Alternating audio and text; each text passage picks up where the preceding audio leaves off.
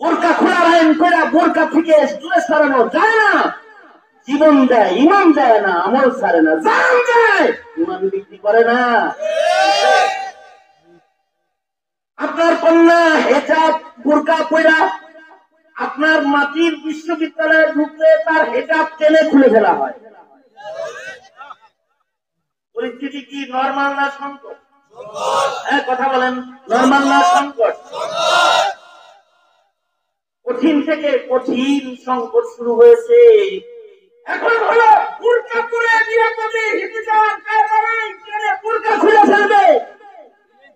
আর একটা সময় ছিল সুন্দরী সরসী শতকী নারী সুসজ্জিত হয়ে সুদূর ইয়ামান থেকে মদিনায় 850 মাইল রাস্তা পায়ে হেঁটে মরুভূমির উপর দিয়ে চলে আসছে, তার দিকে কেউ তাকায় না। আল্লাহু আকবার,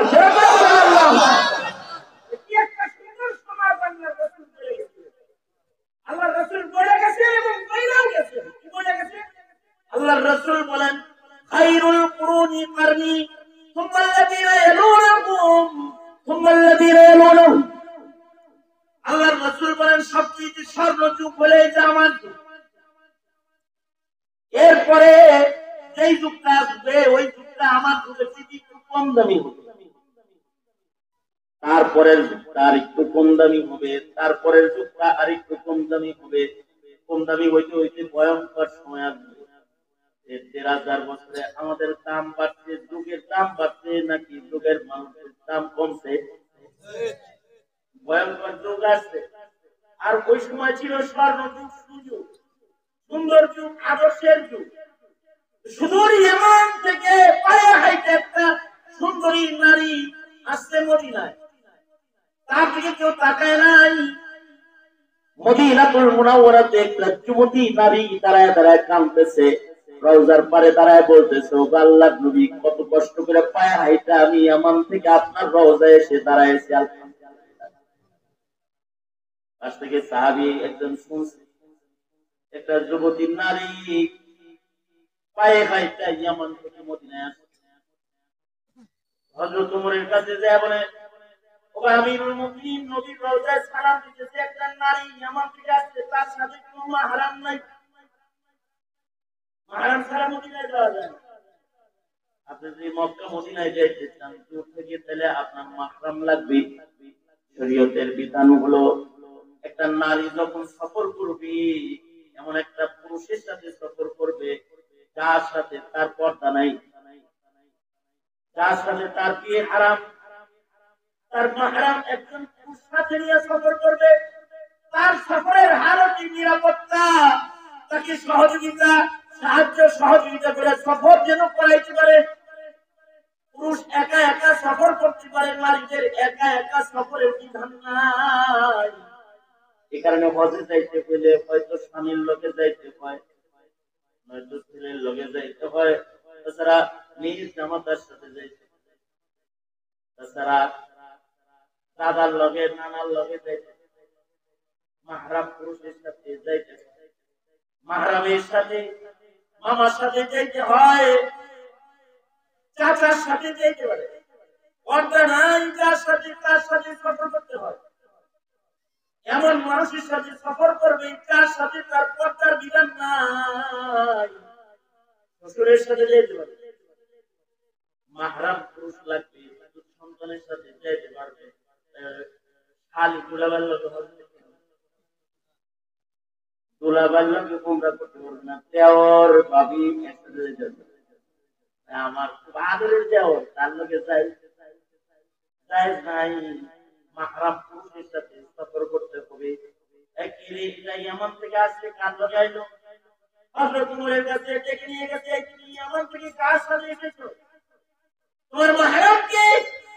ওহিরা তা বলে, আমিরুল মুমিনিন, আমার মাহরাম তালাশ করতেছেন।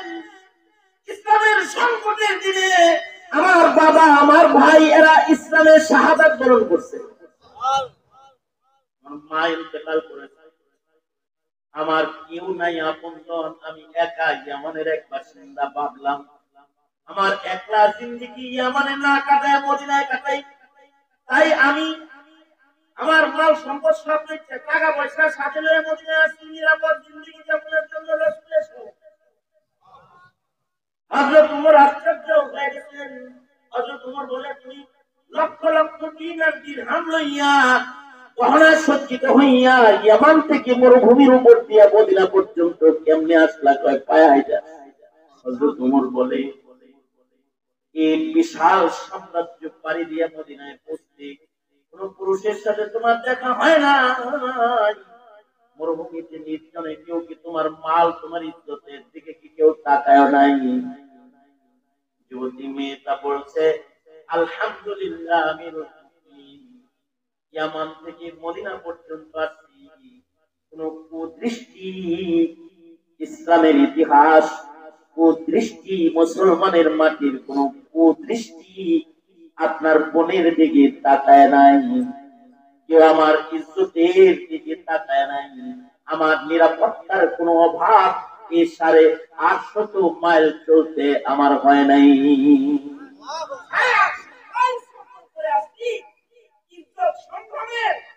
নিরাপত্তার অভাব হয় নাই। আর আমার দেশের খবর হলো ইস্তারা থেকে নিচে উঠতেছে 7 তারায়, লিফটের ভেতরে কিডন্যাপ হয়ে ধর্ষণ হয়।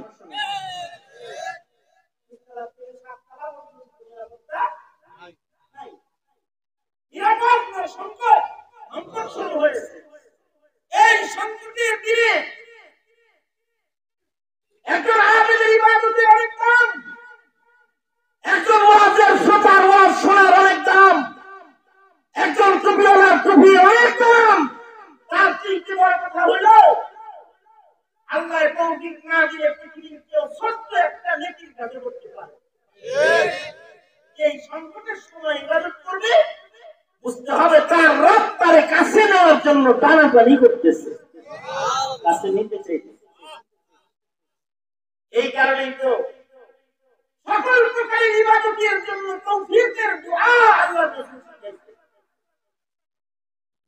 এই দোয়াগুলো করবেন এই সংকটের দিনে, তাহলে ইবাদত আল্লাহর পক্ষ থেকে সহজ হয়ে যাবে।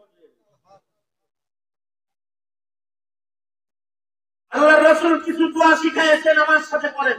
প্রত্যেক নামাজের পরে ফরজ নামাজের পরে এই দোয়াগুলো শিখাই আমি আমার আলোচনা করে আনব। লম্বা আলোচনার কোনো সুযোগ নেই, গরমের দিন আমি নিজে লম্বা আলোচনা করার শক্তি আমার নেই। আর ইসলামী মাহফিলে এত লম্বা ওয়াজের কোনো দরকার নেই। তো এই দোয়াগুলো এগুলো করার ওয়াদা করবেন। যেমন আল্লাহ রাসূল একটা দোয়া শিখাইছে, তুমি ইচ্ছা করলেই সব নেক আমল করতে পারবে না, তাই নামাজের পরে দোয়া কবুল হয়, নামাজ পড়লেই তুমি এই দোয়াটা কইরা লও। আল্লাহুম্মা আইনি আলা যিকরিকা ওয়া শুকরিকা ওয়া হুসনি ইবাদাতিক। আমার সাথে বলেন আল্লাহুম্মা। এই চিল্লা জোরে করে পড়েন, যারা পারেন তাদের আওয়াজের জন্য, যারা পারে না তাদের জন্য মুখ দিয়ে বাইরে হয়। বলেন আল্লাহুম্মা। আরো জোরে আওয়াজটা কাটান। এখন যে আওয়াজটা দিতেছেন এটা কি আল্লাহর পছন্দের আওয়াজ না অপছন্দের আওয়াজ? বলেন আল্লাহুম্মা। আরো সুন্দর করে বলেন আল্লাহুম্মা আইনি আলা যিকরিকা ওয়া শুকরিকা ওয়া হুসনি ইবাদাতিক। আল্লাহুম্মা আইনি আলা যিকরিকা ওয়া শুকরিকা ওয়া হুসনি ইবাদাতিক। আল্লাহুম্মা আইনি আলা যিকরিকা ওয়া শুকরিকা ওয়া হুসনি ইবাদাতিক। বুঝার মতো কিছু বিষয় আছে। আল্লাহ রাসূল নামাজের পরে যে দোয়া পড়ায়, এমন দোয়া পড়াইতেছেন তার ভিতরে কি আছে দেখেন। আল্লাহ রাসূল দোয়া শিখাইতেছেন, না আল্লাহ আপনি আমাকে সাহায্য করেন, আমি যেন আপনার নামে জিকির করতে পারি। আর মানে আল্লাহ তৌফিক না দিলে মুখ দিয়া আল্লাহ বলাও সম্ভব না। আল্লাহ তৌফিক না দিলে সুবহানাল্লাহ মুখে বাইর হবে না। আল্লাহ তৌফিক না দিলে শুকরিয়ার বাণী আলহামদুলিল্লাহ বাইর হবে না। আল্লাহুম্মা আইন্নি আলা যিকরিক ওয়া শুকরিক, আল্লাহুম্মা আইন্নি আলা যিকরিকা ওয়া শুকরিকা ওয়া হুসনি ইবাদাতিক। ও আল্লাহ, আপনি আপনার নামের জিকির করার জন্য আমাকে সাহায্য করেন। ও আল্লাহ, আপনার নামের শুকরিয়া, আপনার নিয়ামতের শুকরিয়া করার জন্য আপনি আমাকে সাহায্য করেন।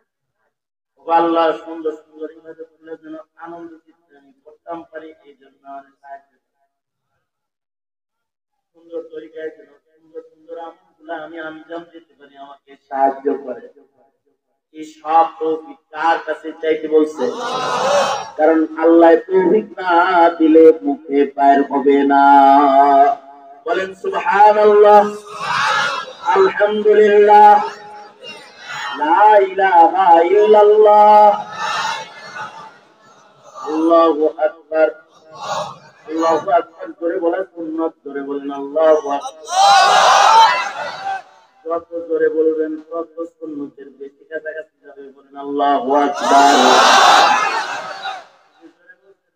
এর ভিতরে কিছু মানুষ আছে যেটা বলেছিল আল্লাহ কইছে, তার মানে আল্লাহ তাআলা ওর মুখে পায় করে না। বোরকা খোলা আইন করে বোরকা থেকে দূরে সরানো যায় না। জীবন দেয়, ইমান দেয় না, আমল ছাড়ে না, জান দেয়, ইমান বিক্রি করে না।